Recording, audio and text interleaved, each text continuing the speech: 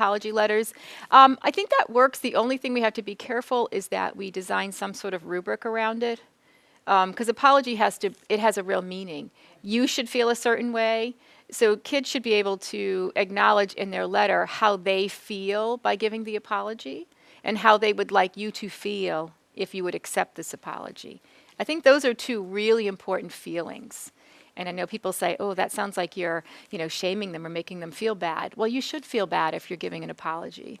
One of the things that we've watered down in our society simply is the word sorry. Haven't we? Say you're sorry. Sorry, jerk.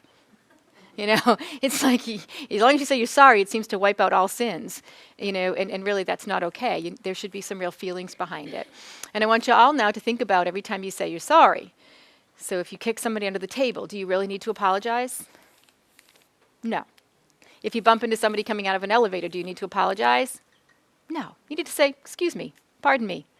Those are normal things that happen on a daily basis, but because we apologize for everything, oh, sorry, oh, I'm sorry, oh, I'm sorry, sorry. Now you'll have to think about that and catch yourself every time you say it. We are a world of saying sorry, and sorry doesn't mean anything. And that should be something that's very big. When it's time to say you're sorry, it means you've done something. You've hurt yourself, you've hurt somebody else in the process. Thanks for watching, and I hope you found this video helpful. If you did, make sure to like and subscribe so you never miss another video.